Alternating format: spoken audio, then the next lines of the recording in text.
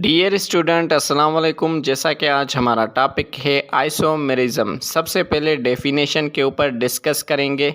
When the compounds have same molecular formula but different structural formula are called isomers and this is process known as isomerism. वो compounds जिनको molecular formula तो same हो लेकिन structural formula थोड़ा different हो, तो इस types के कंपाउंड्स को हम आइसोमर्स कहते हैं और इस प्रोसेस को हम आइसोमेरिज्म कहते हैं। फॉर एग्जांपल एन ब्यूटेन और आइसोब्यूटेन।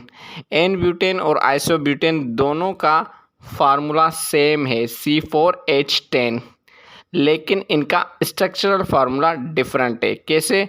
जैसा कि एन ब्यूटेन बिल्कुल स्ट्रेट चेन है, बिल्कुल सीधी चेन है, और आइसोब्यूटेन में सेंट्रल एटम के ऊपर मिथाइल रेडिकल अटैच है। मीन्स एन ब्यूटेन आइसोब्यूटेन दोनों सेम है लेकिन स्ट्रक्चरल फार्मूला उनका डिफरेंट है। Now position isomerism. Position isomerism एक टाइप है आइसोमेरिज्म का जिसमें compounds have same molecular formula but different position of functional group in chain is called position isomerism. वो कंपाउंड्स जिनके मॉलिक्यूलर फार्मूला तो सेम हो लेकिन उनमें जो फंक्शनल ग्रुप है उसकी पोजीशन उस चेन में डिफरेंट हो, तो उसको हम पोजीशन आइसोमेरिज्म कहते हैं।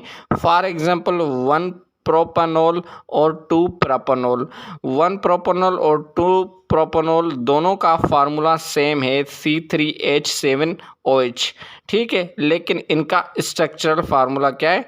डिफरेंट है। जैसे 1 प्रोपेनॉल में OH functional group first carbon पर अटैच है, इसलिए हम 1 प्रोपेनॉल कहते हैं, और सेकंड 2 प्रोपेनॉल में जो OH अटैच है वो सेकंड नंबर कार्बन पर अटैच है, इसलिए हम 2 प्रोपेनॉल कहते हैं।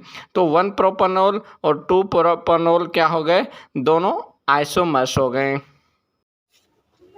डियर स्टूडेंट्स, मज़ीद वीडियोस देखने के लिए, न्यू टॉपिक्स के ऊपर लेक्चर सुनने के लिए आपको ये चैनल सब्सक्राइब करना पड़ेगा और इस बेल आइकन को आपको क्लिक करना पड़ेगा। Thank you.